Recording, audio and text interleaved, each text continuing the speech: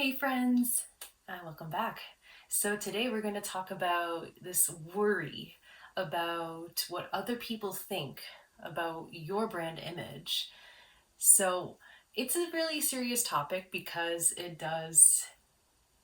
I think it really hinders you internally. So it's something internal that needs to be worked through to be able to then work through the external factors. So we're going to cover a few things today in terms of, you know, what's, something about the self, but then also addressing, what is a brand image and, how do we need to approach branding in the case of us feeling worried about what other people think. And I'm going to share a little bit about, how branding kind of works, right? Because I think there's a belief that you can't really control what happens externally. So I'm going to share a little bit about that. I'm going to also share an activity to do, and there's going to be a couple of things I'm going to share today. So tune in. I am so excited to share more about, this concept, this thought, because it does show up a lot in our therapists. And this is just something that is linked to self-doubt and linked to validation. So let's go. Okay, so I'm going to start with talking a little bit about the self. Okay, so I'm going to draw a picture. And I want to see how you respond to it because I'm going to open it up with a metaphor to say, okay, so here's you, okay? And these are, little puppies. Okay, so we got lots of puppies everywhere, and, they're wagging their tails, and they're all excited. They want to play.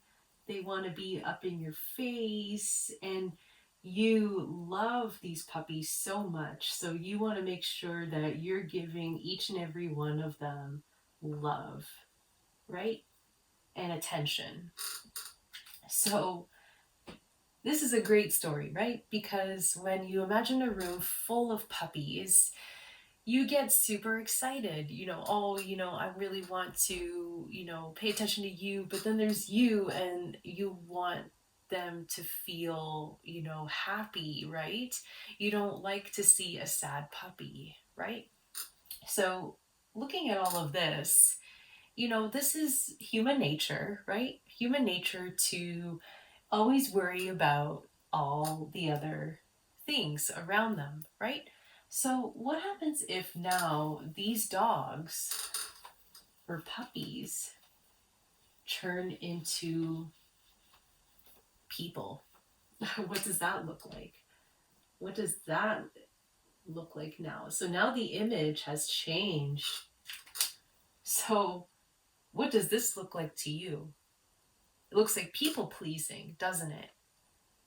So, I really want to iterate something because this is usually what happens to our therapists. We want to constantly people please, and we constantly, want to ensure that everyone is happy, right? So we always want to make sure our loved ones, are being heard and are being seen, and our friends, right? So we're constantly going to these people to say, hey, what do you think of this logo? Or, hey, what do you think about this offer? Or, hey, do you like these photos I took of myself to put on my website? Okay, I want you to slow down first because this is all linked to validation and self-doubt. And the more that you do this, the less and less confident you're going to feel in yourself as an art therapist, because you are an art therapist, right? You create art, nonstop. You do so many things with art. So you should know, like, you should feel confident that you can make graphics for yourself and you can make an amazing, brand image for yourself because you're so creative and you're very innovative in that way. So you have to trust yourself in this process, because if you keep going to these people, they have their own beliefs. Okay, so these people have their own values, beliefs, and experiences. Oops. Experiences. And it goes the same, plus, plus, plus, down the line. Um, they have different views. So they're going to just keep projecting, what they think your brand image should be. And the problem here is that these people are not your target audience, your ideal client. They're not. So when you're asking for validation from these people, they're just going to go on what they think or what their opinion is. But it's up to you as the art therapist, as the brand ambassador, right?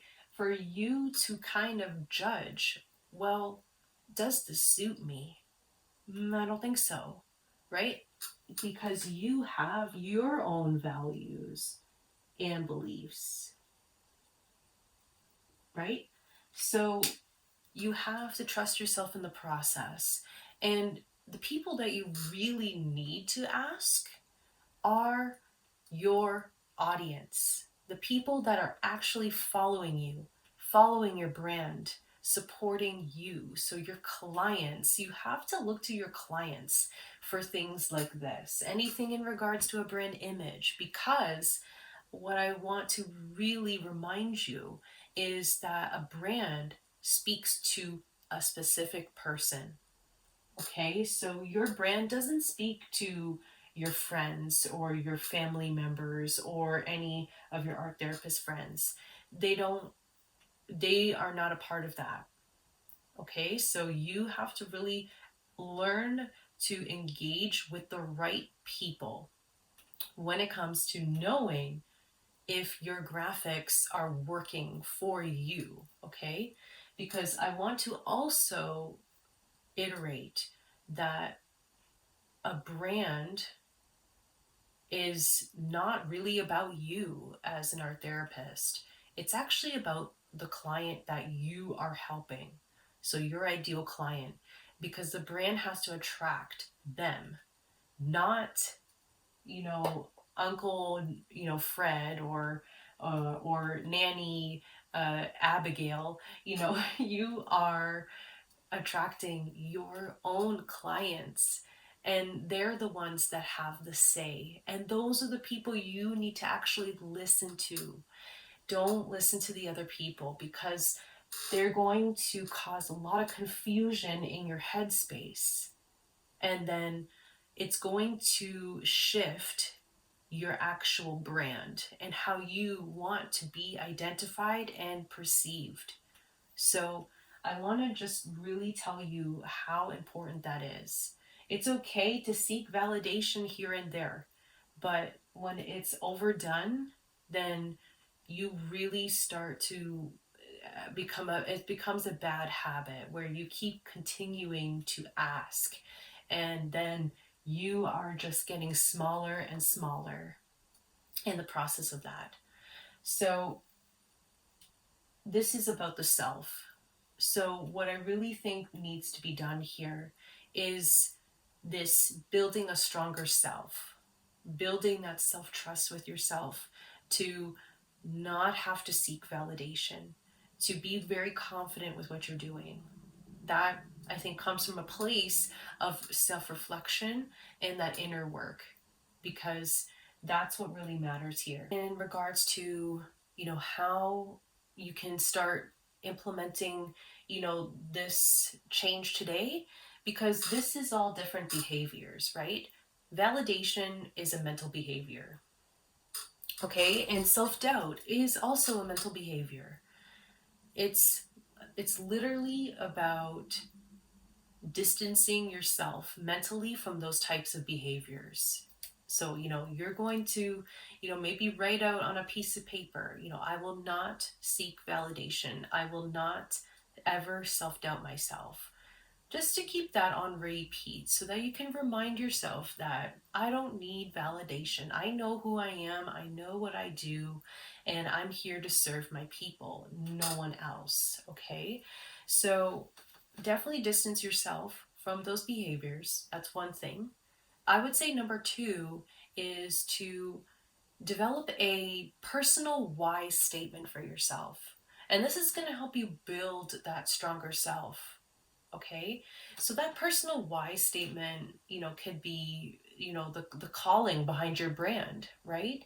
So, for example, my personal why is to bridge the gap between, you know, healing seekers and art therapists, and to really encourage play and expression and creativity. So, see how clear that is? I know what I'm here to do. I'm here to help clear any communication errors. And that is super clear to me. And I don't need other people to tell me that that's not what I'm supposed to do, right? So, on your side, you have to come up with some kind of a why statement, because that statement is going to become your compass. And that compass is going to guide you where you need to go. And that in itself is going to be another piece of content that I will work on building in future contents. So I'm not going to address too much of the why statement today, but this is something to keep in mind. Whether it's an affirmation or a mantra, you can do something like that if you wish. If you're not really sure what your why statement is yet, but having a why statement really shifts your beliefs and your values, because your why statement will tell you what you value. So, like, given my example for my why statement, you know, communication gaps. So I value clear communication, and I value mutual understanding, and I value connection, right? So you can tell right away the things that I believe and what I'm here to do and who I'm here to help, just in that why statement alone. So that's just something to keep in mind for yourself, because when you start getting really clear with your why and then your mission, vision, etc., you start to filter out people that really don't matter to you.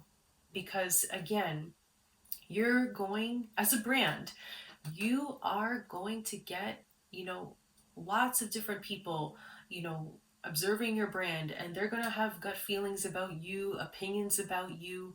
But again, that's not going to matter because they're not your ideal client, right? So you can ignore those comments because that's not important to you. They're not your people. Okay, so that's why having a why statement, having a good brand foundation, so knowing your mission and vision, etc., all those things and your values, they're going to really help you stand your ground, so that you don't have to worry about, what your family thinks, what your friends think, because that doesn't matter, right? You have to know, your inner circle of people that matter to you. Okay, so that's what's going to shift this perspective that you have right now. And this is the ingredient in terms of how you can start conditioning your mindset, right? Because this is what it is. You have to continue to condition and reprogram the mind. That way you don't feel worried or anxiety or fear around, trying to share, a piece of content or a logo or a photo, because you know what is best for you, and you know what works well, for you and your brand and your ideal client. And that's really what matters here. So, not about this, a little bit about branding. So, obviously, a brand needs to have people, right? They need to have a community to survive. So there is really no escape route for, stopping people from having, opinions about your work or anything like that. But again, it's the right people, right? Your community is going to be the right people. And those are the people that you serve and nurture every day. And you don't have to worry about what is happening outside. But your brand has to speak to a specific person. So that's something that you need to remember and keep in mind when you are designing. You're designing for them, right? So your visuals need to speak to somebody, right? It's like you're crafting a really special gift for them. And that's this brand, this art therapy brand. And all your graphics have to obviously meet, their interests and their what attracts them. What do they enjoy seeing every day? So you have to kind of keep that in the back of your mind when it comes to designing pictures or taking photos, anything of that nature. So, all in all, you really have to, lean into people's feelings a little bit, but you also have to lean into planning and strategy because that is going to give you the middle ground of, what you will accept and what you're going to, stay in your planning strategic zone, right? Because you need best of both worlds to have your brand image, right? So again, it's just knowing who you're going to listen to is the question. Okay, so I'm going to share with you an exercise that I want you to try. And, and this is really about filtering out, the people that matter to you and people that don't matter to you. Okay, so this is just going to be a mindset shift. You can do this on a piece of paper or on a tablet, whatever is comfortable for you. But what I want you to do is to draw a circle, okay? Everybody that you put in here in this circle is going to be the people that matter to you and that you're going to listen to, okay? So you know for a fact that your ideal client will be inside this circle because they are the people of your brand, right? So these are the people that are going to help, shift anything, right? Because you're always going to ask your clients for feedback, improvement, and they'll give you the honest words to say, I'm not really liking these visuals. Maybe we could change it, to something like this. Okay, so this is something you want to keep in mind. You also want to listen to yourself, in this inner circle. Maybe you have a coach. So that might be something really important in your inner circle. Okay, maybe you have like close friends that that you can trust and have in here, but everybody outside of this circle. So I'm going to put, matter to you. And then outside the circle is what, I will ignore. Okay, so this could be, family, because maybe they don't have the same views as you. Maybe it could be, other art therapists because they might have a different audience than you. It really depends. Maybe like, teachers. Again, this is all based on your opinions, okay? This is not something that you need to follow, but having this graph, knowing, who are the people you need to focus on going to. And that's clearly your ideal client, maybe your coach, maybe it's some friends of, maybe your old classmates or something like that. But to do a circle like this will help you identify, the people that matter, and you can filter out, who to not really go to, right? So you got people here that you can really refer to. So that's an activity I want you to do on your free time that will help to shift your mindset about controlling who you talk to and who you seek validation from. You can even go to a community too, that maybe is, community of art therapists that you can get feedback from. But again, you really have to find control here so that you're not left in the dumps trying to sort out all your feelings because there's so many different opinions, right? And then it's more wasted time and wasted energy. Next thing I want you to do here is to really get clear about your ideal client. And the best way that you could do this is to mind map. Okay, so what you can do here is you can put, ideal client. Oops. You can do ideal client in the middle of this map. Okay. And what you're going to do is you're going to start writing, a little bit about them. So you have to describe them. Who are these people? If you could spot them in a crowd, what would they look like? Are they introverts? Are they introverts? Um, what are their interests? Maybe they like literature. So that's something to keep in mind. But you want to dig. You want to dig very deep here. What are their values? So maybe if this person is an introvert and likes literature, what would they value out of those two things? Maybe they like solitude as their value. So they like alone time.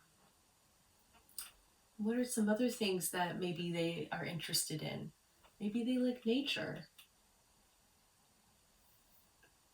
So these are a lot of different branches that you could start really digging deeper here.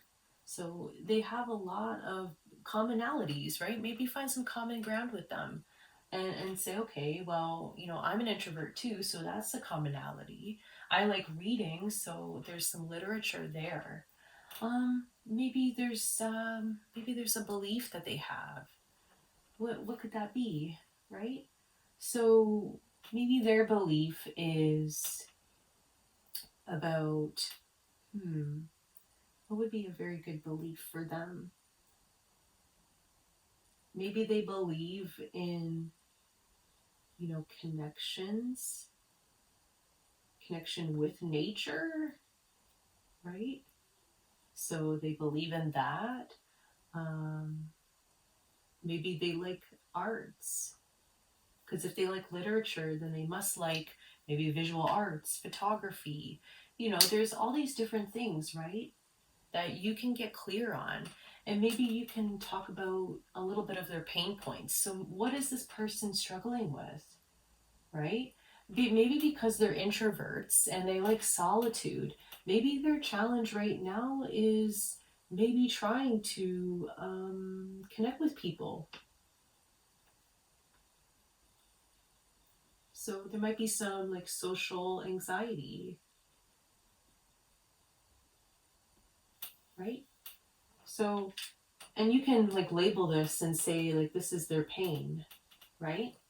Maybe you can tap into a desire, right? Maybe their desire is they want community to belong to.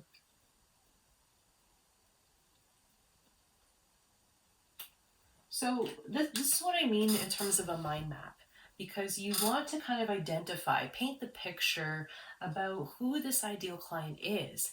That way, you can filter out maybe who's not really the one for you.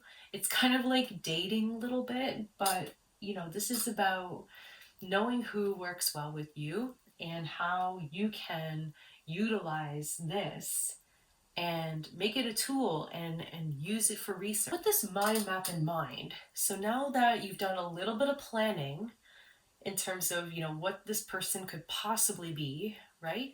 You can go to your network, right? You got friends and you got family that maybe is similar to this person, or maybe colleagues, anything of that. But the person has to know you very well. So even if it doesn't meet all of these points, maybe some points is good enough, right? But you want to go to them and ask them the following questions, because this is about trying to know how you're being perceived, right? Because we don't know as individuals, right? As our therapists, we don't know what we look like to other people and how we're being perceived, right? People see things a little bit differently than we think, right?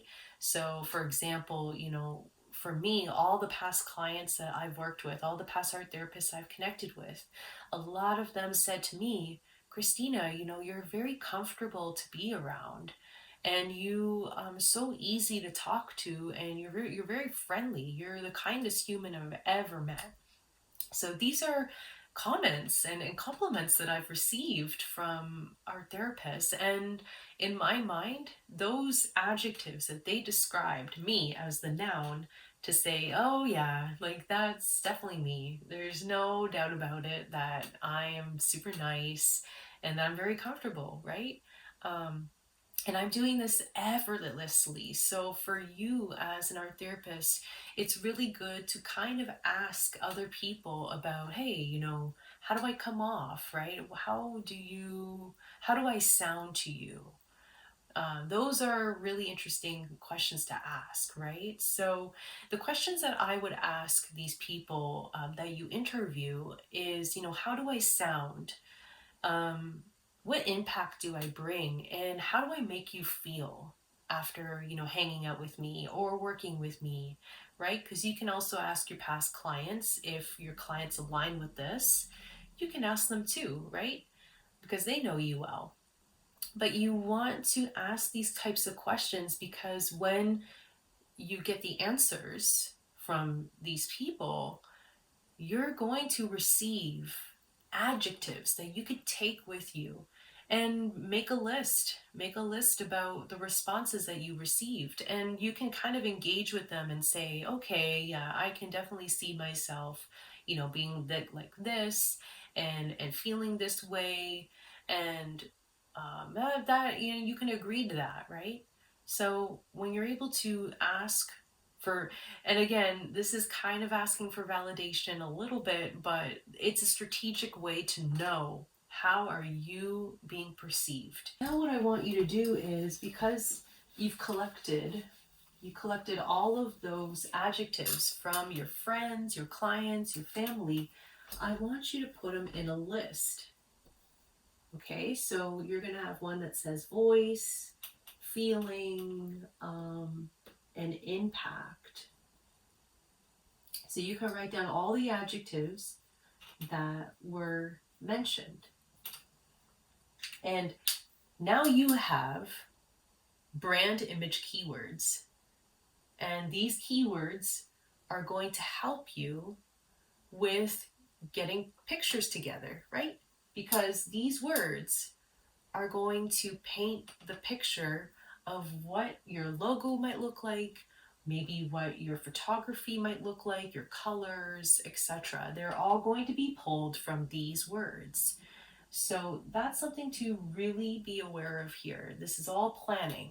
This is all strategic planning, but you're interviewing and surveying people to help you get there. Because yes, you can essentially do this yourself if you're confident enough that you know how you make people feel and the impact you bring in the voice. You don't have to seek validation, but it's always nice to get people involved in the brand because they feel like they are making a difference and that they're helping you out, and it's interactive. So that's something to keep in mind. I hope that this video was helpful to you and that you were able to gather all the essential points that you need. Again, this is a mindset shift for you, and any art therapist out there that is looking to, create a brand image for themselves. Not easy. It's certainly not easy to, try and control yourself from, seeking external validation from people, and, trying to stand on your own feet as a, an actual business owner, right? You need that help. You need that push sometimes, but you really have to look to your people, look to your ideal client to help you out, because too many outside factors will shift everything will change your identity, will change your brand in the end. So you have to stand your ground, build your fort, right? And your ideal client is the only people allowed in that fort that are going to be the game changers for you in the end. So don't worry, about what everyone else is thinking, because they really don't matter. Your ideal client matters. And the brand speaks to them and them only. So focus only on your people and what they care about, because really that's essentially who is going to be supporting you for the whole entire journey. So that in itself is very powerful. And to have the strength to let go of outside people that are not associated with your brand at all does not matter. Does not matter to them. So that's just a mindset shift, because again, we can't please everybody. It's impossible. And for me, myself, being a people pleaser as well, it's very hard to really realize that, to say I don't really need to be worried about these people because they are not my audience, they're not my ideal client, so I don't need to care about them and their thoughts. Sure, I can accept them, acknowledge them, but then I'm going to set them aside and say, I know what I need to do, and I will trust my ideal client to know, what my graphics should look like and what my picture and brand image should look like. And that in itself is already powerful. Again, this is the focus of building a relationship with your ideal client. If you get them more involved, they're going to be more receptive to helping you out and to support you and your work and all of your amazing art therapy knowledge and exercises and services. So again, don't worry so much. Sometimes it's best to just go for it and to not overthink it, to not, have perfectionist syndrome show up and scare you from trying. Okay, so again, building a brand is all about experimenting. So you might have, lots of different iterations of your brand at the beginning of your journey, but that is all part of growing and changing, because you're going to get a bigger community as you go. And as you grow, you're going to constantly be pivoting and changing. So don't feel like you have to, be committed and that's it, that's the end. You will never change your brand image again. Sometimes you're going to be making small shifts. So don't feel like whatever is set in stone is set in stone. Nothing is set in stone. So I just want to remind you kindly about that, so that you don't have to feel locked in up and frozen because of all these different opinions coming at you. You know what's best, and your people as well know what is best. So between you and your people, you will figure it out. Don't you worry. So again, thank you so much for tuning into today's video. I hope you found it helpful and valuable. Let me know in the comments below what were your biggest takeaways, and how has the exercises been working for you in this journey that you're taking of building a brand. So I hope to see you again for more videos coming in the future. And again, feel free to post in the comments if there's anything you want me to cover. All right, see you very, very soon. Bye.